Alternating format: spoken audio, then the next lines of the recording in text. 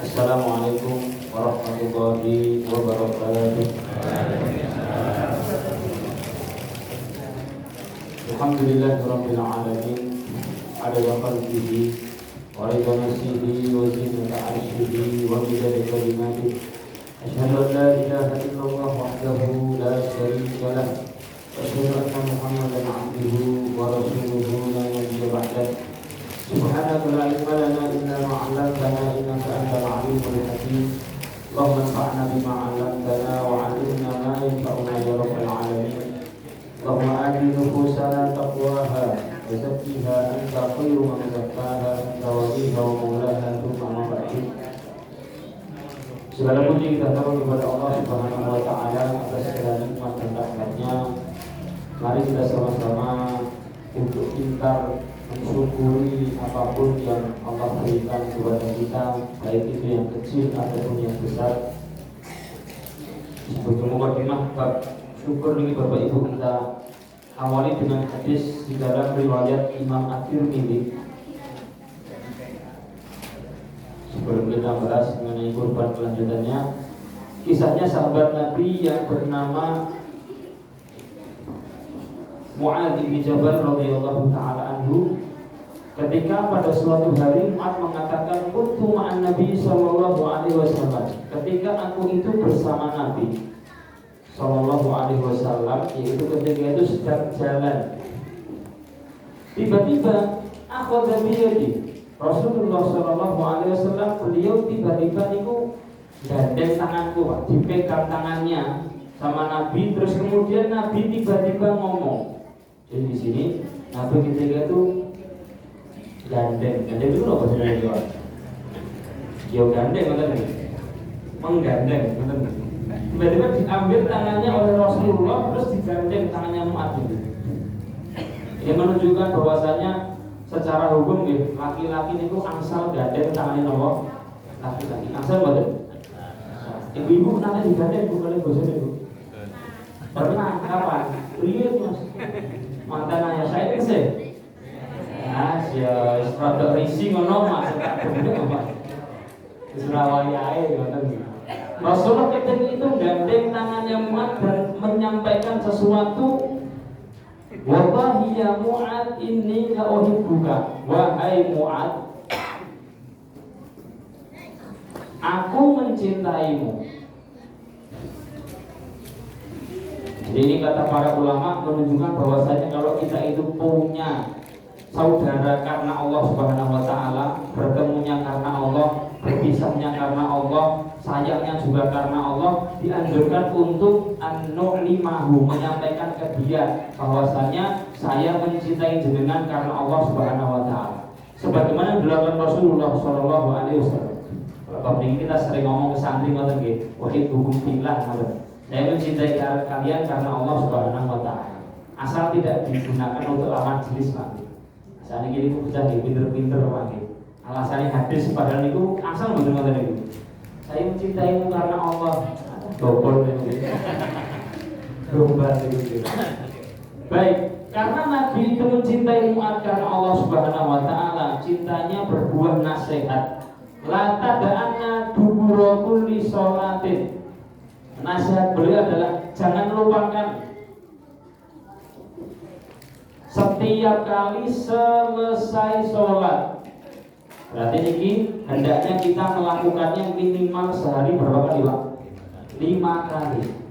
Kita selalu ingat-ingat ini setelah sholat, setelah istighfar, zikir selesai, minta ini kepada Allah Subhanahu wa taala. Nabi mengatakan setelah sholat jangan ditinggalkan doa 3. Allahumma la tada'anna dubura kulli sholatin Allahumma a'inni ala zikrika wa syukrika wa husni ibadatik, ya Allah mudahkan untuk 3, yaitu adalah ibadah baik, kemudian mudah syukur atau pintar syukur, a'inni ala dzikri, ingat Allah Subhanahu wa taala. Jadi ketika Nabi menyampaikan supaya selalu diucapkan selesai sholat, ini menunjukkan Bapak Ibu, sholat itu tidak sekedar gerakan yang lahir dari tajwid itu beda. Tapi ada esensi di dalamnya, di mana Nabi itu mengajak kita supaya selalu ingat, dekat, tawakal, pasrah, nyerah, minta pertolongan kepada Allah. Maka Nabi tidak salah ketika mengucapkan sholat itu seperti munajat. Kita ngobrol, bisik-bisik dengan Allah Subhanahu wa Ta'ala. Setelah sholat itu 5 waktu ini, setelahnya ucapkan ini, Pak, ya Allah, mudahkanlah aku untuk mengingatmu. A'inni ala dzikrika, selalu ingat Engkau ya Allah. Terus kemudian mudahkan aku untuk syukur, mudah syukur kepadamu, dan mudahkan aku untuk mudah beribadah kepadamu. 3 ini jangan ditinggalkan setiap kali selesai sholat. Ini bentuk sayangnya Nabi kepada umat, beliau memberi nasihat. Nah, setelah sholat kita selesai Pak sini Pak. Nyekel HP nopo kadang mohon maaf kadang mohon maaf sholat kita itu sekedar sholat lahir. Fisik kita sae tapi betul sholat ya tetap sholat itu wajib. Tapi andaikan kita sudah sering sholat, mari kita sama-sama tingkatkan esensinya dengan meminta ini, terutama ini untuk mudah nopo ini syukur. Nah, Nabi nyuruh kita mudah syukur, berarti minimal sehari berapa kali Pak? 5 kali setiap kali selesai nopo sholat. Mari kita praktekkan sama-sama. Baik. Setelah yang mukadimah yang kedua, tidak lepas dari ini karena kita sudah masuk di 10 hari pertama ini. 10 hari tulis ini kita kali ini masuk ke Jumat, Sabtu, Minggu, Senin. Seperti 5 nih. Sekarang tanggal 5 Dzulhijjah. Berarti mengerti orang bilang insyaallah bodohnya bareng ini Pak. Kita nonton ini insyaallah hari Rabu, alhamdulillah. Hadis riwayat Ibnu Abbas radhiyallahu taala anhuma. Hadis Ibnu Abbas di dalam riwayat Imam Al-Bukhari dan juga Muslim, ketika Nabi mengatakan mamin ayamin, tidak ada yang namanya hari yang jumlahnya itu 10, ahabbu ilallah, yang paling dicintai Allah. Apa itu yang dicintai Allah? Al-amalu sholeh fihi, amal soleh di dalamnya.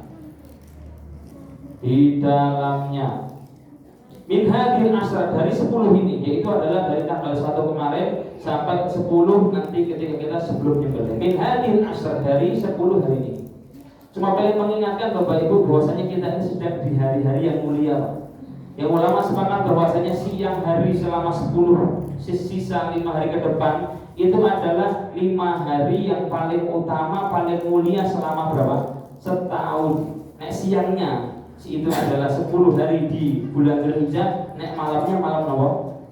10 malam terakhir di malam Ramadan. Karena ada Lailatul Qadar.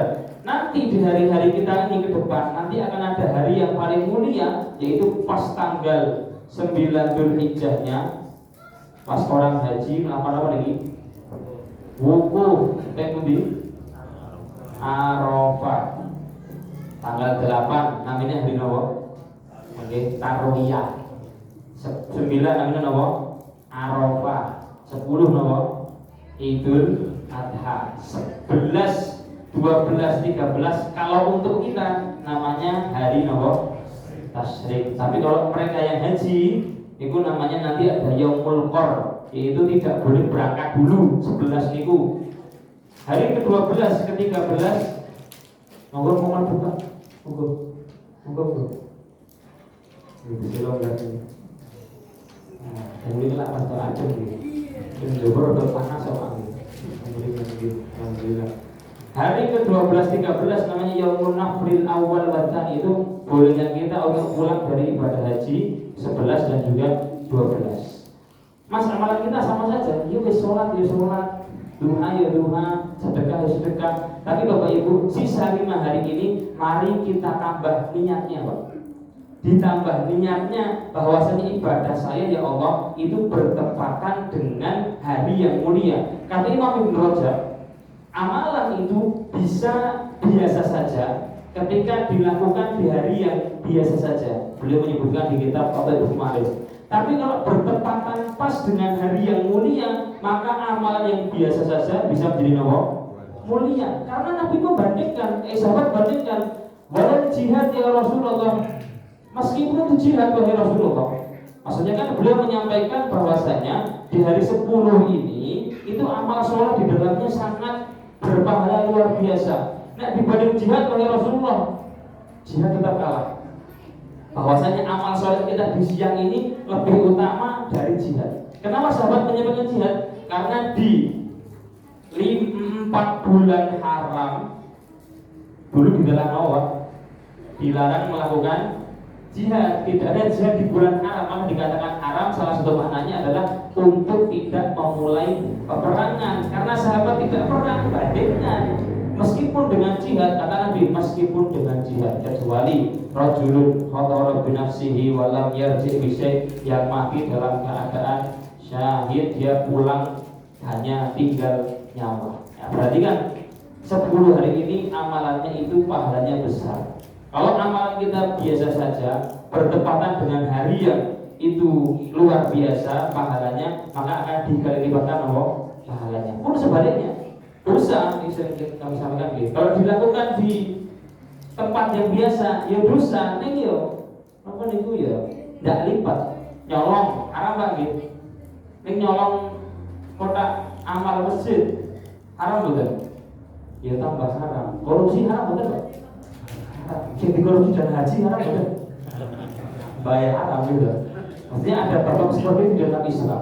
Sehingga mari kita yakini kelebihan fadilah untuk beramal soleh di hari-hari yang mulia. Jangan dianggap biasa saja Bapak Ibu. Kita duhur, subuh nanti duhur, dengan biasa pagi duha, itu mengingatkan ini duha di hari yang mulia. Terus kemudian nanti korok rawatib qobliyah duhur, ba'diyah duhur, dia ini saya rawatib di hari yang mulia. Terus kemudian dan seterusnya. Azamkan 5 hari terakhir, ampun boten jamaah duhur, ampun boten jamaah asar, minimal itu. Karena ini buat amalan siang, yang wajib belum gitu. Duhur kudu jamaah, maghrib kudu jamaah. 5 hari ini. Setelah 5 hari, ya dilanjutkan ya, tinggal tetap dilanjut karena itu adalah tetap merupakan kewajiban. Nah, ini sebagai mukadimah di hari-hari kita. Baik, bismillahirrahmanirrahim. Kita masuk ke pembahasan kurban, melanjutkan yang kita bahas kemarin. Sudah kita agak rincikan bab-bab kepanitiaan dan juga akad dalam jual belinya. Sekarang kita masuk ke hewannya. Hewan kurban akan menjadi 3 pembahasan, yaitu adalah sebelum, terus kemudian ketika, hari H, dan juga setelah, yaitu adalah setelah penyembelihan. Oke.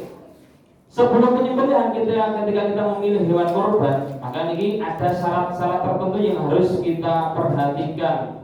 Pertama, hewan kurban itu istilahnya harus bahimatul an'am, harus dari jenis al-an'am, yaitu apa? Unta, terus apa? Sapi dengan berbagai jenisnya, kali kambing. Sapi ini termasuk di dalamnya apa? Kerbau gitu. Ya kerbau, kambing itu ya dengan berbagai jenis kambing. Pokoknya hanya 3 ini saja. Kenapa? Karena yang demikian ditentukan oleh Rasulullah SAW, yaitu adalah hanya bahimatul an'am saja. Saya ulangi berkali Bapak Ibu. Kalimat nanti kalau saya sampaikan istilah sah ini maksudnya apa? Sah pahala. Maksudnya bukan berarti kalau tidak sah secara pahala tidak boleh, ya sah. Yang sah hanya 3 ini. Saya ulangi lagi, berarti bukan berarti kalau selain 3 ini tidak boleh disembelih. Mungkin boleh selain 3 ini angsal betul. Angsal, sah betul. Hari ke-10 sah betul. Tidak sah. Yang sah hanya apa? 3 ini saja sesuai dengan syaratnya. Tapi apakah tidak boleh? Ya saya melarang sih tidak ada yang melarang. Kami ulangi lagi supaya nanti Bapak Ibu kita semua tidak tamak dengan yang dimiliki oleh orang lain. Baik, hanya unta, sapi dan juga kambing, dan biasanya kita hanya memilih 3. Oke, kita coba rincikan sekarang. Korban sapi kali kambing, pilih pundi jenengan? Kambing, Pak. Ini akan ada perbedaan di antara para ulama. mana yang lebih utama antara tiga ini. Kalau kita baca literasi di kitabnya para ulama akan mengkerucut ke dua hal, yaitu adalah tentang kualitas dan juga tentang kuantitas daging ini. Kualitas dan juga kuantitas daging. Oke. Di kitab-kitab fikih sebagian mengatakan yang paling lebih utama adalah kambing. Kenapa kambing? Karena itu yang disembelih oleh Rasulullah Shallallahu Alaihi Wasallam. Tapi sisi lain, nah memang orang Arab itu tidak makan apa? Sapi betul. Di Sudan itu buatan enten sing kurban sapi, buatan sapi mereka itu sing gede-gede, ada sing masih kok murah-murah. Ya pernah beli dulu nih. Sapinya bubes ketika itu yang dinominalkan harganya itu mungkin 25 juta pakai dolar ketika itu beratnya bisa hampir 700 kilo loh. Gede, cuma 25 juta. Memang mereka tidak makan daging sapi, sanjangnya betul enak. Nah enak betul daging sapi nih. Sapi kita di masyarakat kita ini, sapi sama kambing secara kualitas lebih utama mana Pak? Sapi. Berarti untuk masyarakat kita yang lebih utama adalah korban menggunakan apa? Sapi. Nah ini secara pandangan, tidak di hewannya tapi di kualitas dagingnya, mana yang lebih termanfaatkan, mana yang lebih dinikmati. Timbul pertanyaan lagi, oke, di tiga hewan ini Mas, ini kita tambah rinciannya secara jenis kelamin. Nah, ini lah sanjangnya nek korban itu kedana apa? Lanang. Itu angsal mboten? Sah mboten? Sah niki mboten? Sah. Boleh dan sah. Hari ini nggih, boleh dan sah. Jadi napa? Hadis riwayat Tirmidzi, seorang sahabat namanya Ummu Kurzin. Ketika itu bertanya babnya bab akikah. Kemudian tanya kepada Nabi SAW, boleh tidak kira-kira akikah menggunakan perempuan? Kata Nabi SAW, la yadurruhum dzukronuhum wa inathum. Mau laki-laki mau perempuan itu tidak ada bedanya, sah. Terus apakah ada perkataan ulama yang mengatakan bahwasanya lebih utamanya laki-laki? Ada yang mengatakan lebih utama itu hewan yang laki-laki. Kenapa Pak kira-kira? Alasan saya betul, karena daging laki-laki lebih enak. Terus betul itu? Ya sembuh masuk daging itu ya wortel wae dimasak. Karena mereka Pak di Arab sana tidak seperti kita masaknya. Kita kan pakai bumbu nopo ngoten nggih. Di sana itu ya wis niku daging yang paringi uyah, jadi masih rasa daging aslinya terasa. Maka mereka bisa membedakan, katanya daging laki-laki niku lebih enak daripada daging perempuan. Oke, kita bisa bedakan rasanya? Tidak bisa toh Pak? Laki-laki perempuan, sami betul. Podo wae gitu. Maka secara kualitas tidak ada bedanya. Sehingga ini kalau diberi pilihan, kita misalnya korban kambing dengan uang hanya punya 2 juta, milih kambing laki-laki neng bobote itu biasa 2 juta nih. Katakan 20 kilo gitu, atau perempuan tapi bobotnya 30 kilo. Ini perempuan yang bobotnya 30 kilo karena dia dapat secara daging kuantitasnya. Cuma saya kira jarang yang korban sapi perempuan, jarang pakai. Ada nomor itu laki-laki. Kenapa Pak? Yo biasanya Mas. Gitu. Maka yang kita cari adalah sebenarnya di kuantitas dagingnya, intinya lebih banyak, dan juga di kualitasnya. Sapi ya, kemarin baru ngobrol sama Pak Gul ini kan jadi sapi sing silang itu dagingnya Pak. Kenapa? Memang secara postur itu besar, tapi dagingnya tidak berat. Sajari nonton gitu. Sajari di Google juga seperti itu. Kalau udah silang sing warna merah putih ini loh, itu besar memang, tapi kualitasnya sedikit ketika nanti ditimbang. Maka yang kita cari adalah di kualitas dan juga kuantitas dagingnya. 3 ini silahkan dipilih, boleh yang mana saja. Oke, masuk setelahnya di aib. Ketika kita milih hanya boleh 3 ini. Terus kemudian ada aib-aib yang kita dilarang untuk kurban dengannya. 4 yang disepakati kata Nabi SAW. Yang pertama adalah yang al-aurah, kamu dan kamu gitu, buta sebelah, PJ mana lagi? PJ. Yang buta sebelah, al-aurah al-bayyinu auraha. Terus kemudian al-arja yang pincang, yang jelas pincangnya. Terus kemudian yang kurus. Terus kemudian yang sakit, yang jelas sakitnya. 4 ini adalah aib yang disepakati. Oke, coba kita rincikan. Al-aurah al-bayyinu auraha, yaitu adalah hewan atau kambing sapi yang PC ini yang jelas buta sebelahnya. Jelas itu menurut siapa, Pak? Jelas itu menurut siapa? Ya menurut kambingnya menurut dewe.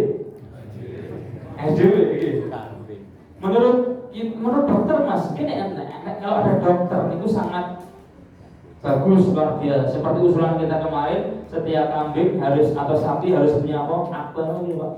Akte kelahiran dia. Saya umur ini genah ya. Ya. Kalau ada dokter nggak ada masalah, tapi tidak ada dokter, kita hanya melihat sekilas saja.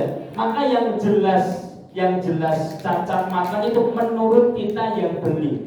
Katakan misalnya kebetulan secara fisik itu bagus, terus kemudian ternyata ada saraf yang putus sehingga kambingnya tidak bisa melihat, apakah sah tetap jadi kurban? Sah. Karena yang jelas al-bayyinu auraha, yang jelas itu butanya itu menurut kita. Oke. 4 ini itu harus ada tidak boleh ada sebelum dipilih. Ketika kita memilih, kok ada salah satu cacat, yaitu adalah matanya, ataupun pincang kakinya, ataupun kurus dengan jelas hanya kelihatan tulangnya, ataupun sakit yang kita tahu kalau itu sakit, terus kita pilih karena harganya lebih murah, maka tidak tidak sah secara pahala. Atau yang lebih parah, Mas kan hadis neng PC tok, neng loro ini berapa kok? Ya tambah boten angsal gitu. Satu tidak boleh, apalagi nopo dua-duanya. Al pincang ini satu tuh pincang nggih. Papat-papatnya pincang, ya tambah. Tidak boleh. Jadi yang lebih parah dari 4 ini tidak boleh. Permasalahan sering terjadi. Ketika beli sempurna Mas, pas dibuke saking truk niku jiglok dawa pincang, sah boten Mas? Ya aku tetap protes, bakule lho Mas. Iki lho pincang kon ngijoli. Purun boten bakal ngijoli Bapak Ibu. Boten purun, bakal putih sing purun gitu. Tidak ada yang mau. Secara hukum apakah itu sah? Jawabannya apa? Sah. Sah niki nggih. Sah artinya adalah tetap sah secara pahala udhiyah. Kenapa? Karena sudah istilah fikih ditakyin, sudah dipilih. Nah ini sisi ini pentingnya kita membeli hewan itu jauh-jauh hari. Ketika sudah terkumpul uang, sudah kemudian kita beli, maka nanti kalau ada catat setelahnya karena ketidaksengajaan tetap nopo. Tapi kalau praktek seperti ini, kita belum beli hewan, terus kemudian di hari H sebelum diantar niku sempurna, tapi kita belum beli Pak, belum pilih. Orang hanya bilang, kok tak terkait jajal kok delok ning lokasi pas hari H. Dari sana sehat, pas turun jatuh pincang, tapi belum kita beli. Mau sehat kok sudah orang apa? Ya wis ora apa-apa. Sah mboten niku? Tidak sah. Karena kita akad untuk berniat berkorbannya setelah apa niku pincang. Maka ketika membeli perhatikan 4 ini. Ini adalah aib yang disepakati Pak. Selain ini itu adalah penyempurna yang ada khilaf alias perbedaan, baiknya kita hindari. Tapi andai kan tidak secara hukum tetap sah, yang nanti akan mengarahnya tetap ke kualitas dan juga kuantitas daging. Misal agak Pak kuping ini dulu Pak, telinganya agak apa nih? Diiris sedikit, diiris tak set kata ini Pak, boten putus utuh lho nggih. Telinganya diiris karena nek dulu nggih teng Arab niku ada namanya hewan ditandai ngoten nggih. Biasanya dipotong telinganya sedikit nopo dicam ngoten niku nggih. Telinga gak diiris sah boten secara hukum nopo sah. Secara hukum sah, tapi kalau bisa mencari telinga yang sempurna, nggih monggo. Tanduknya nopo niki? Patah misalnya. Asalkan tidak sampai rusaknya sampai ke otaknya, jadi mempengaruhi gilanya nanti dia masuk sakit. Men potol sithik bener apa? Milih sing lemu tanduke potol napa sing randhe tanduk ning lemu, Pak? Ya nek sakit ya lemu tanduke napa sempurna utuh. Tapi andaikan itu potong sedikit, tanduk ini tidak berpengaruh karena tidak mengurangi kuantitas. Jadinya darah tanduk bener kan nggak dimakan juga loh Pak. Cuma sekedar penampilan tuh gitu. Pokoknya nek tanduk sempurna kok elok. Dan itu nang kurbannya Nabi. Jadi bab kuping sama bab tanduk setunggal melih. Bab ekornya buntung terpotong sedikit. Ini 3 yang dianggap oleh para ulama penyempurna. Kalau bisa, ya yang ekornya sempurna, yang tanduknya sempurna, kalian kupingnya apa? Sempurna. Tapi andaikan tidak, maka masih apa nih? Asal tidak 4 ini, mata, pincang, terus apa nih? Kurus, yang kurus sekali sehingga tidak ada dagingnya, sama yang sakit. Kalau kita tahu itu sakit, maka tidak sah. Tapi kalau kita nggak tahu kalau itu sakit, seperti pernah kami ceritakan nih, belah sapi. Kayaknya sehat, lah sapi ini orang ngomong nek berbesok gitu. Nek loro ya bener ngomong gitu. Setelah dibelah, dibuka dagingnya, kuning dagingnya Pak. Ternyata sapinya sakit kamu niku liver kuning, ya bener saja ya sapi ini ya. Nah maka sah apa sah, meskipun ya akan mengurangi kualitas dagingnya. Baik, ini adalah ayat-ayat yang sebagai penyempurna, tidak ada arahan ke sah atau tidak sah. Oke, umur sudah kita jelaskan. Sekarang masuk ke ketika nyembelih. Tas bagaimana ya? Sebelumnya sapi itu hadis Jabir bin Abdullah radhiyallahu taala anhuma. Dia menyebutkan bahwasanya sapi itu untuk 7. Ini berlaku untuk sapi kalian apa? Unta. Naharna ala bi Rasulillah sallallahu alaihi wasallam al-budna an sab'in. Kita pas di masa Nabi nyembelih unta itu untuk 7 orang. Dan 1 untuk nopo kambing.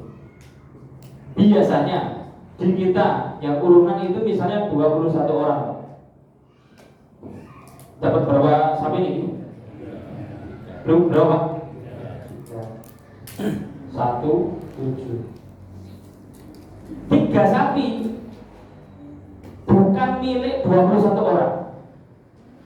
3 sapi bukan milik 21 orang. Ini salah. Yang benar 1 sapi milik 7 orang. Betul betul itu Pak. Betul. Sebagian menganggap, dan saya pernah ngisi nonton itu dalam sebuah ini. Pokoknya kelompok kabeh. Wis kelompok piro napa niku terus di ratake subsidi silang gitu. Kok turai piro kuwi go operasional. Ngoten Pak. Saya bilang Pak ini bahaya nanti arahan tidak sah. Saya ulangi, yang menganggap 3 sapi milik 21 orang ini kurang benar. Khawatir nanti 1 sapi bisa lebih dari 7 alias 8 karena tidak ada nomor itu subsidi. Yang benar, yang pas adalah 1 sapi maksimal 7 orang. Seperti ini, Mas Doni nyampaikan ini saya. Sapi pertama, kolektif pertama, kedua, ketiga. Sapi pertama 24,1 juta. 24,1 juta. Nah, ini sapi pertama dan milik 7 orang ini saja. Yang lainnya tidak milik ini maksudnya. Nanti yang korban 21 gitu. 14 orang sisanya tidak punya kepemilikan di sapi yang harganya kita ini 24 juta. Setelahnya juga sapi yang kedua 23 juta. Nah, mereka yang 7 orang punya ini tidak memiliki ini gimana? maka kedah dipisah napa? Dipisah-pisah.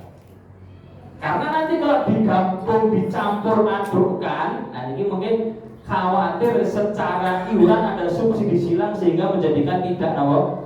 Tidak sah. Ini seperti ini sudah pas sapi pertama kolektif 3,6 juta, sapi kedua 3,450, sapi yang ketiga 3.350 per sapi 7 orang. Nanti yang membedakan bicara membagikan dagingnya. Mereka yang memiliki sapi nomor 2 ini jangan dapat daging sing nomor kita ini 1, dipisahkan. Setelah belek kedah langsung nopo? Pisahkan dulu untuk sohibul kurban ya Pak. Kan 7 niku nggih. 7 niku panitia menyiapkan wadah untuk 7 orang ini dari sapi niku. Saya pernah dapat ini mriki Sidoarjo, kok dibelah kabeh dadek siji, kok dicampur wis pokoke entuk ngono. Itu seperti itu, khawatir nanti ada ketidaksahan di hewan penyembelihan. Saya ulangi lagi. 3 sapi bukan milik 21 orang. Yang benar adalah 1 sapi milik pinten? 7 orang. Baiknya lagi, panitia jauh hari 2 bulan mungkin atau sebulan setengah sebelum kurban sudah survei sapi. Regane piro, terus diumumkan ini sapi harganya sekian, yang mau orang sekian silahkan. Beda harga ngoten nggih. Sapi kedua harga sekian, yang mau orang sekian silahkan. Itu lebih baik. Tapi karena tidak bisa, ya wis kita matok harga dulu baru bicarakan sapi, nggak ada masalah. Yang penting itu 1 sapi maksimal milik 7 orang, tidak dikolektif. Jadi ini di Sidoyo yang disampaikan pas saya ngisi niku, saya tanya, lah operasional pripun Pak? Kalau ngoten Pak. Operasional lah. Terus pokoknya itu akad kami ke sahur kurban 3,5 juta niku untuk udhiyah. Ini bahaya nih, akad nanti ini bahaya Pak. 3,5 juta ini tidak untuk udhiyah. Nanti kalau ada sisa baru kita belikan, baru kita gunakan untuk apa? Operasional. Makanya itu bahaya. Karena 3,5 juta ini kalau kita angkatkan untuk udhiyah ini kita entek dulu ini. Karena satu pun dari harta atau barang udhiyah tidak boleh diperjualbelikan alias diperdagangkan, dikomersilkan untuk beli atau untuk jual, tidak boleh. Nah maka harus dipisahkan. Saya bilang pisahkan Pak, apa digabungke? Jadi kan mengangkat bisa 3 juta ini untuk udhiyah kali 7 dapat 21, aku pasti 21 juta sapi. 500.000 kali 7 3,5 juta gunakan untuk operasional. Nanti kalau sisa bagikan yang memiliki. Tapi yang jelas ini ada. Niki lah 3,5 juta ini nanti dibuatkan jual beli Pak. Tumbas soto, tumbas es teh, beli bensin di perjalanan. Kan nonton. Jika beli bensin diambil dari harta atau uang udhiyah, ini bahaya, masalah ini. Maka akad pertama harus dirincikan. Nah, ini saya dapati, saya beberapa minggu kemarin juga belum dapat partai daerah Mojosongo Mliko dari perkumpulan masjid-masjid Mliko. Ketuanya nyampaikan ke saya nyodorkan itu Pak, surat akad pertama kali sahur kurban beri uang ke panitia. Itu rinci banget. Kami sudah berkurban memberikan uang ini kepada wakil kami panitia. 1, bahwasanya 3 juta ini untuk kurban, bahwasanya 500.000 ini untuk operasional. Jikalau nanti ada uang sisa dari operasional, ini keputusan ini kami serahkan ke kas masjid sebagai bentuk sedekah. Maka kunci ngoten itu. Bahwasanya lagi kami menyerahkan pembagian kurban itu mutlak ke panitia. Pasrah bongkot dan panitia. Ini penting karena nanti kedua ini setelah ini sapi ini setunggal. Sing jaluk ilang itu Pak, berbeda bagi. Sikar-sikar sini-sini ngoten niku. Sapinya 1, kepalanya 1, yang minta kepala 3 orang. Seperti pun ngoten niku. Maka kalau ada akad itu sodorkan ini loh akadnya. Kita sudah pasrah ke panitia, maka panitia bagi secara normal itu secara utuh kepada sahibul kurban. Baik. Saya ngarahin dulu. Ketika nyembelih, oke, syarat yang nyembelih harus seorang Muslim.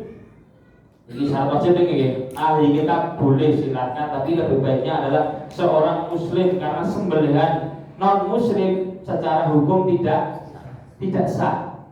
Sembelihan non muslim tidak samakan yang nyembelih wajib muslim. Ketika nyembelih, syarat wajibnya adalah terpotong.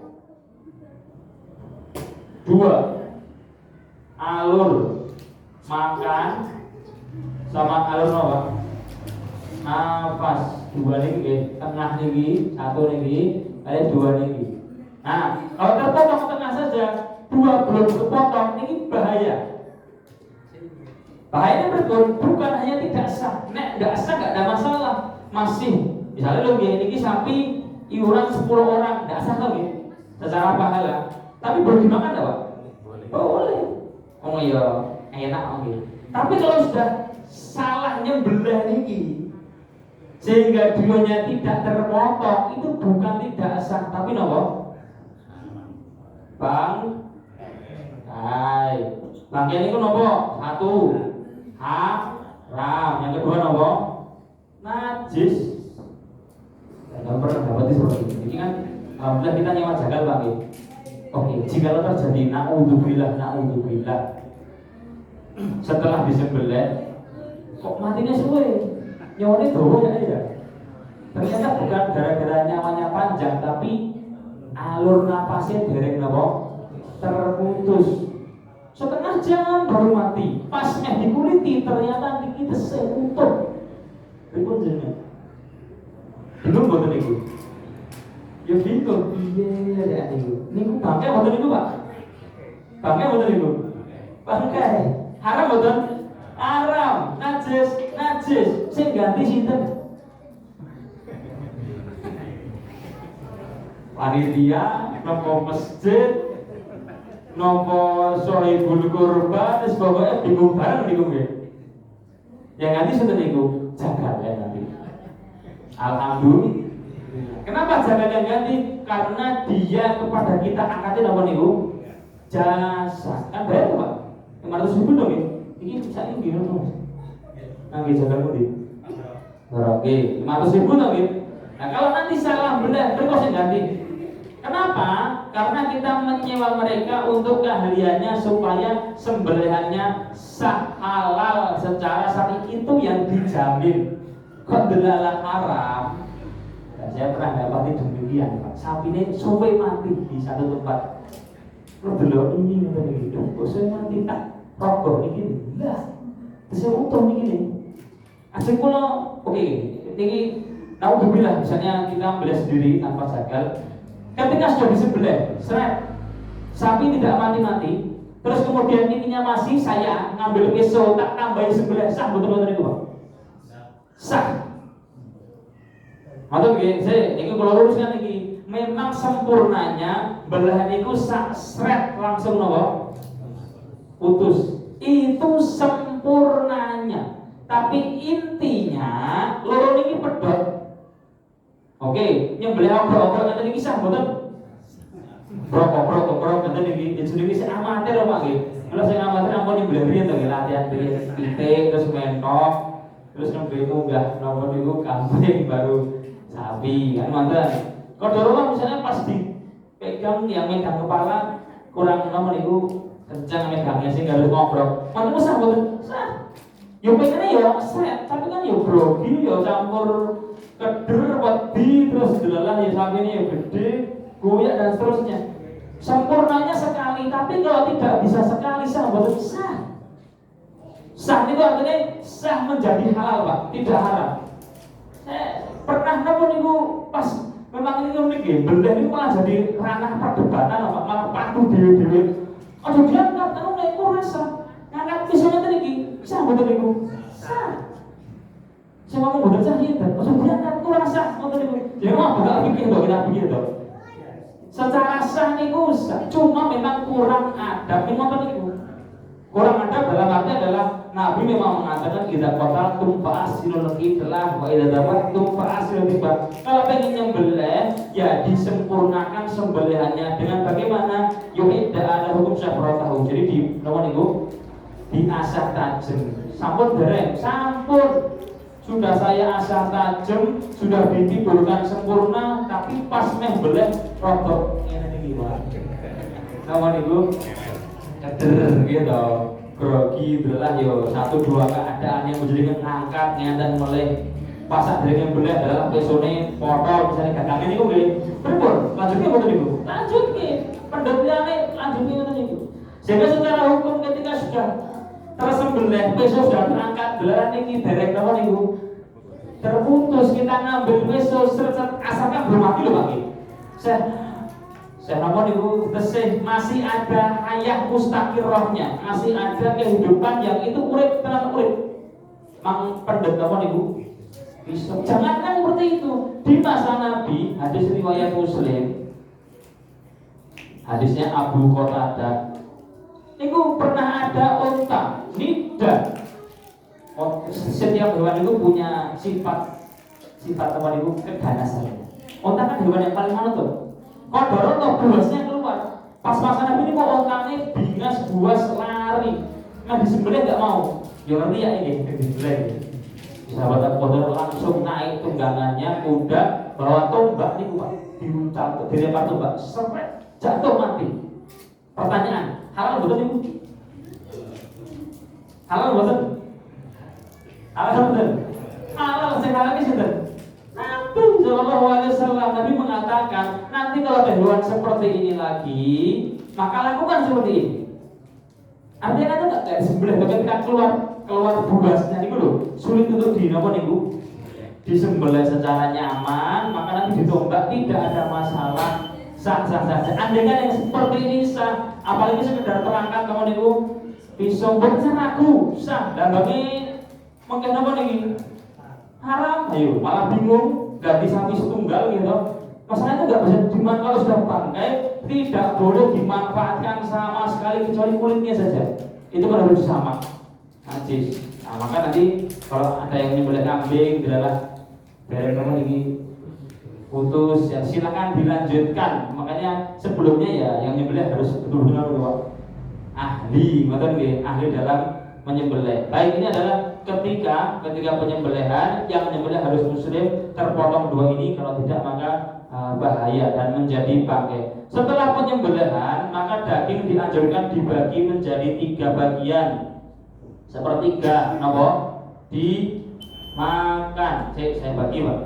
Ketika hukum udhiyahnya niku wajib di udhiyah nadar, sembelihan nadar. Saya nanti kalau anak saya lulus saya akan nyembelih. Niku hukumnya apa? Wajib. Di sembelihan yang hukumnya wajib, shahibul kurban tidak boleh makan darinya. Betul nggih? Tapi kan sembelihan kita sembelihan sunnah semua ini tidak ada yang nadar atau nggih? Maka sepertiga ini anjuran. Sepertiga dimakan, sepertiga apa? Disedekahkan, sepertiga dihadiahkan. Bentuknya adalah hadiah. Yang paling lebih utama shahibul kurban, mohon maaf jangan nolak daging Pak. Karena di riwayat Imam Ahmad niku memakan daging hukumnya wajib. Allah mengatakan fakulu minha, surat Al-Hajj 36 niku, maka makanlah darinya. Perintahnya umum. Maka dia mengatakan makan dari kurban itu apa? Wajib. So berkurban silahkan jangan nolak kurban. Anda boleh nolak. Koyoke kok mboten nganten nggih. Tapi mungkin beliau jauh dari nomor itu Pak.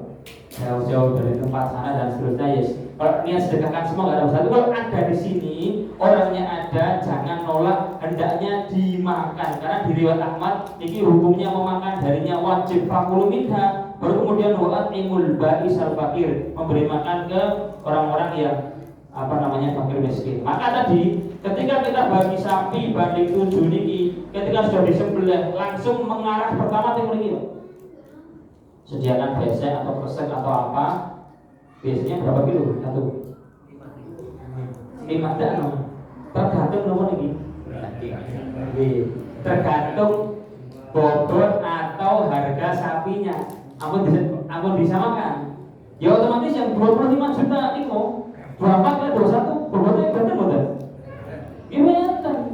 Pokoknya diratakan masuk 5 kilo kabeh. Ya mesake sing anu Pak, sing luwih larang ngoten nggih. Akan ditambah terus yang agak rendah dikit dan diatur dengan supaya kemudian rata. Oke.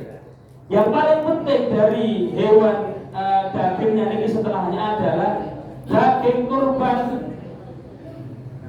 tidak boleh dijual. Apapun dari kurban tidak boleh dijual. Hukumnya adalah haram. Hadis riwayat Anas riwayat Hakim dan juga riwayat yang lainnya mengatakan man ba'a udhiyatahu fala udhiyalah.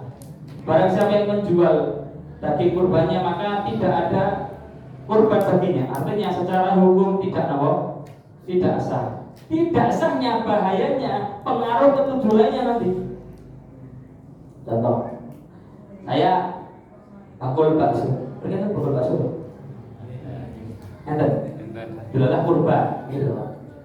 Kurban dapat daging 5 kilo hewan beliau yang dikorbankan sapi dapat jatah 5 kilo. Kan otomatis dapat frisur dari itu. Suwe sasi aku badar dipangan tak gawe bakso. Tak gilingke dibel. Angsal boten. Tidak boleh. Kalau jenengan saya berubah enten bakul bakso hati-hati. Maksudnya adalah kita yang nanti ada profesi jualan dengan daging, silahkan ketika masukkan frisur dipisahkan mana yang daging kurban kita, mana yang pemberian orang lain. Kalau pemberian orang lain, saya misalnya jualan bakso, dikasih orang lain daging kurban, saya buat bakso, saya jual, angsal boten? Sah, angsal, rezeki anak soleh, alhamdulillah, boleh. Tapi kalau itu milik saya, hewan saya yang saya kurbankan tidak boleh dijual sedikit pun. Masalah kulit silakan langsung sedekahkan. Bisnya boten nggak mau ribet sedekahkan. Tinggal di Solo betul ini. Niku kok sapi niku sudah disembelih Pak. Digojoki banyu panas itu. Lagi boten? Nggih. Boten. Dikelati langsung nggih. Terus kulitnya itu gimana? Gue parenge, asal. Betul apa? Yang penting sahibul kurban tidak menjualnya. Parenge itu apa maksudnya? Parenge ganti duit atau parenge tok? Ikhlas. Oh ikhlas gitu, orang ikhlas gitu. Ganti duit ini semua penting berarti itu dijual. Silakan dihibahkan boleh. Tapi ada yang, betul gitu sih rombok. Kalau pokoknya rentuk, dikek rentuk. Yang berarti selalu baru itu dikucuki ini tuh Pak. Banyu panas. Terus kami diberi sendok satu-satu kan ngeroki toh Pak. Saya itu satu sapi 3 jam baru keluar itu. Setelah dikeroki nembe dibelah. Itu dagingnya kok boten fresh. Kok apa itu? Ya terus rada matang sekedhik ngoten itu. Ya mungkin istihad, tapi kayaknya kok agak menyulitkan ngoten nggih. Andai kan kita nggak bisa merawat kulit, dibagi orang sing urun, oke, masalah. Apakah utuh sapi sak isi-isine kedah dibagi? Wajib boten? Apakah satu sapi utuh niku sak isi-isine niku kedah wajib dibagi? Wajib boten? Boten. Mital jana mriku jeneng jana insyaallah tahun ngajeng kurban satu sapi misate per orang setunggal nggih. Kan ada daging itu Pak. Ketika banyak daging jenengan darah jeroan boten? Ya ora doyan Mas. Ono daging kok. Apakah jeroan boleh dibuang? Sautuh dikubur ngoten niku. Angsal boten? Angsal. Karena mriku boten usah dahar jeroan. Sing dahar jeroan yo usus niku kan Indonesia niku lho. Saking medine to Pak, gombal dilapi, ususnya gresiki ngoten niku. Ketika dibuang angsal boten? Angsal. Sah boten? Sah. Tidak ada keharusan memakan semuanya sak isi-isi boten. Nah, sehingga kulit kalau kita berikan ke orang nggak ada masalah. Tapi babnya adalah sedekahlah kita. Pondok misalnya gitu, itu pondok kan ketika namanya itu Adha biasanya banyak nerima sedekahan awal itu kulit. Kita terima angsal.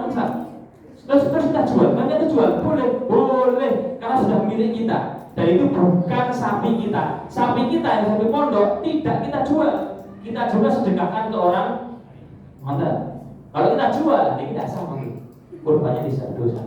Yang ini juga mungkin kita yang kurban semoga kurban kita tahun ini diberkahi oleh Allah Subhanahu wa taala dan bermanfaat dan diterima oleh Allah Subhanahu wa taala. Terakhir menyampaikan minggu depan kajian berbeda Bapak Ibu. Kan semangat tuh niku nggih, bareng boleh kesel masak masak gede kali pengawasan. Tetap boten. Kesel Mas. Santai nggih. Karena kami di pondok boleh niku hari kedua, Pak. Hari pertama di masjid kampung dulu 10 sapi, baru hari kedua di pondok nyembelih 3 sapi. Maka malamnya nanti kami ada nyate dengan warga pondok dengan saya sedikit ngobrol gitu. Maka nanti saat di minggu depan diliburkan. Satu pertemuan insyaallah. Minggu depan masuk. Demikian, warahmatullahi wabarakatuh. Assalamualaikum warahmatullahi wabarakatuh.